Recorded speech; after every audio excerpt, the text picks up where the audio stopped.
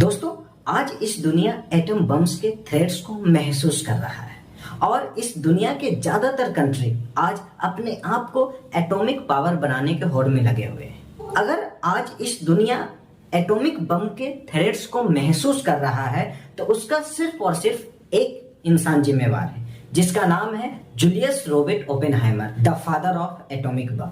जी हाँ दोस्तों, the father of atomic बम।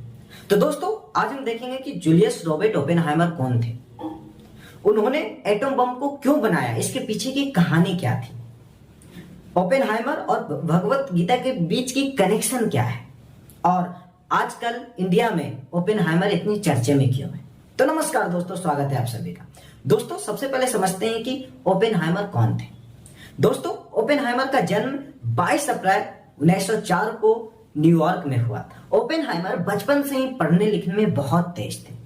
उन्होंने महज 9 साल की उम्र में ग्रीक और लैटिन भाषाओं में फिलोसफी पढ़ना शुरू कर दिया था। ओपेनहाइमर स्कूलिंग खत्म करके उन्होंने हार्वर्ड यूनिवर्सिटी में एडमिशन लिया और वो वहां से बैचलर की डिग्री प्राप्त की और वो आगे की पढ़ाई करने के लिए कैम्ब्रिज यूनिवर्सिटी में उन्होंने एडमिशन लिया और उसी यूनिवर्सिटी में केमिस्ट्री के उस वक्त के टॉप मोस्ट साइंटिस्ट में से एक मिस्टर जे थॉमसन से उनकी मुलाकात हुई और वो जे थॉमसन के अंडर में वो काम करना शुरू करती है। दोस्तों, ओपेनहाइमर महज 23 साल की उम्र में उन्होंने अपनी पीएचडी की डिग्री कंप्लीट कर ली थी। दोस्तों, अब हम समझते हैं कि ओपेनहाइमर और भगवत गीता का कनेक्शन क्या है।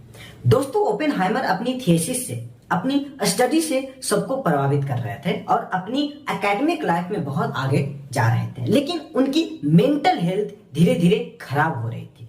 उसी वक्त ओपेनहाइमर के हाथ में भगवत गीता आता है और वो भगवत गीता को अच्छी तरह समझने के लिए उन्होंने संस्कृत सीखना शुरू कर दिया और संस्कृत सीखने के बाद उन्हें पूरी भगवत गीता को पढ़ डाला।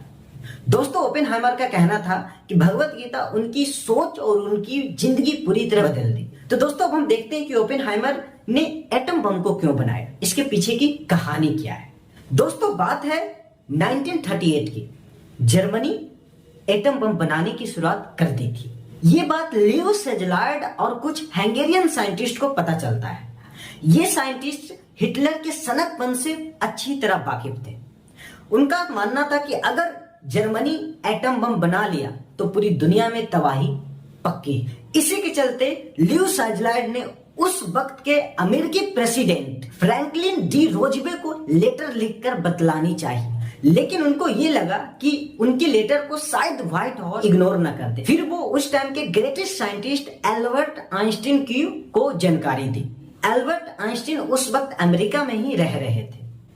जब ये बात एल्बर्ट आइंस्टीन को पता चला तो उन्होंने उस वक्त के अमेरिका के जो प्रेसिडेंट थे फ्रैंकलिन डी रोजबे को उन्होंने लेटर लिखा और जर्मनी में बन रहे एटम बम के बारे में बतलाया और उन्होंने ये भी बतलाया कि अमेरिका इस सिचुएशन से कैसे डील कर सकता है। जब अमेरिकी राष्ट्रपति को यह पता चला तो उन्होंने इसके ऊपर गहराई से काम करना शुरू किया। इसी बीच सेकेंड वर्ल्ड वॉर की शुरुआत हो गई और इसी टाइम ओपेनहाइमर की लाइफ की सबसे बड़ी प्रोजेक्ट शुरू होती है, द मैनहट्टन। दोस्तों, द मैनहट्टन प्रोजेक्ट में 15 साइंटिस्ट को शामिल किया गया और ओपेनहाइमर को इस प्रोजेक्ट को लीड करने के लिए बोला गया। दोस्तों, आपको बता दें कि 15 साइंटिस्ट में एल्बर्ट आइंस्टीन भी एक मेंबर थे। दोस्तों, आपके माइंड में ये प्रश्न आया होगा कि एल्बर्ट आइंस्टीन के रहते हुए, इतने बड़े ग्रेटेस्ट साइंटिस्ट को रहते हुए ओपेनहाइमर को इस प्रोजेक्ट को लीड करने के लिए क्यों बोला गया। दोस्तों, लोगों को पता था कि एटम बम का बेस न्यूट्रॉन और उससे निकलने वाली एनर्जी पर होती है और उस टाइम पूरे अमेरिका में न्यूट्रॉन के बारे में ओपेनहाइमर से ज्यादा कोई नहीं जानता था। इसलिए ओपेनहाइमर को द मैनहट्टन प्रोजेक्ट का लीडर बनाया गया था।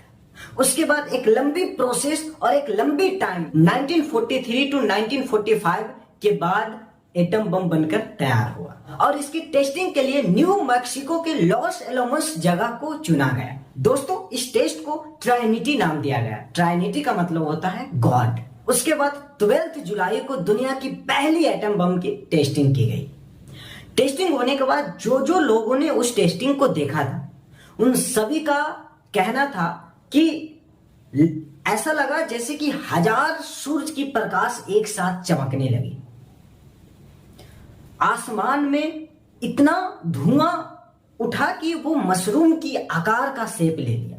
और ये सब देखने के बाद ओपेनहाइमर के मुंह से एक गीता का श्लोक निकला, जिसका मतलब ये है कि जब भगवान कृष्ण ने अर्जुन के सामने अपना असली रूप दिखाया, वो बिल्कुल ऐसा ही लग रहा था और ऐसा ही था। ऐसा लग रहा था कि आसमान में हजारों सूरज चमक रहे हैं। दोस्तों, ओपेनहाइमर को बम ब्लास्ट इसी दैविक स्वरूप जैसा अनुभव हुआ था। दोस्तों, ओपेनहाइमर को इस बम ब्लास्ट के बाद बहुत धक्का लगा और उन्होंने गीता के एक श्लोक द्वारा बताया कि अब मैं मृत्यु बन गया हूं। दोस्तों, ओपेनहाइमर अपने इस काम से कभी खुश नहीं थे और उनका डर 6 अगस्त 1945 को सही साबित हुआ, जब अमेरिका ने हिरोशिमा और नागासाकी पे एटम बम गिराया था। दोस्तों, अब हम समझते हैं कि भारत में अभी ओपेनहाइमर की इतनी चर्चा क्यों है। दोस्तों, हॉलीवुड ने ओपेनहाइमर की लाइफ पे एक फिल्म बनाई है। उस फिल्म में कुछ इंटीमेट सीन है। जब वो इंटीमेट सीन फिल्माया गया, उस सीन के बगल में भगवत गीता रखा हुआ था और ये देखकर जो भारतीय थे उनको बहुत बड़ी आहट पहुंची। उनका कहना था कि यह हमारी भावनाओं के साथ, हमारी धार्मिक आस्था के साथ खिलवाड़ किया गया इस फिल्म में। इसलिए जो ओपेनहाइमर के ऊपर जो बनी गई हुई जो फिल्म है वो भारत में इतनी चर्चा में है और इस फिल्म के ऊपर रोक लगाने की भी लोग मांग कर रहे हैं। दोस्तों, ओपेनहाइमर या फिर एटम बम के बारे में आपको क्या कहना है, या फिर अगर कोई प्रश्न करना है तो प्लीज कमेंट में लिखकर बताएं। अगर वीडियो पसंद आया तो प्लीज लाइक करें, शेयर करें, चैनल को सब्सक्राइब करें और मिलते हैं एक नई वीडियो के साथ। तब तक के लिए इजाजत दीजिए। नमस्कार।